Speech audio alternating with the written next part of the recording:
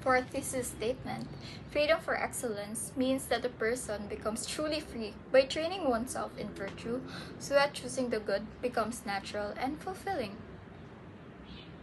We say this because freedom for excellence helps us form good moral habits through years of practice and discipline.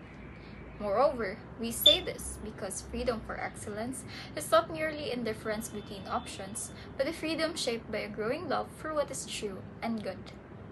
And third, we say this since virtue removes internal obstacles to freedom.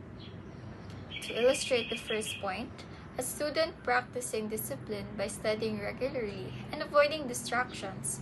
Over time, these good habits make it easier to choose what is good for oneself. As a second example for the second point, imagine a person may feel torn between comfort and responsibility. With deeper understanding, the desire to do what is meaningful becomes stronger than the pull of convenience. As regards for the third point, I noticed that when I used to procrastinate out of laziness, I felt stressed and trapped. But when I practiced discipline, I felt more in control and genuinely free. However, other people may say that discipline, laws, and rules can be too restrictive, limiting freedom. Regarding the second point, others object, saying that if freedom becomes an attraction to the good, then it removes neutrality and makes freedom biased toward one type of choice. To the third point, other thinkers claim that discipline and virtue actually limit freedom because they restrict a person from doing whatever they want. To the first objection, we answer that discipline, laws, and rules do not destroy freedom but instead guide it. They provide direction so that freedom is used wisely and not in ways that can cause harm.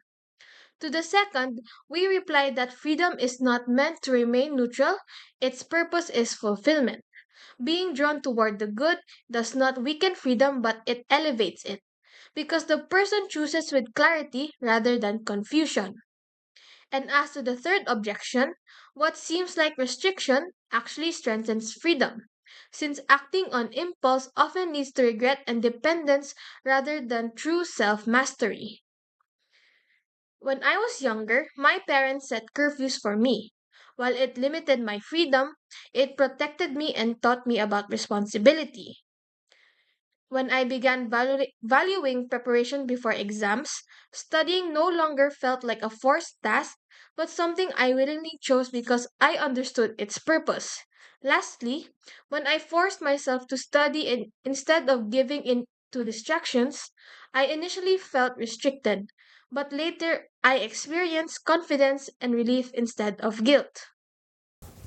In conclusion, we say that freedom is achieved through discipline and virtue, which shape our desires toward the good and lead us to genuine growth and fulfillment.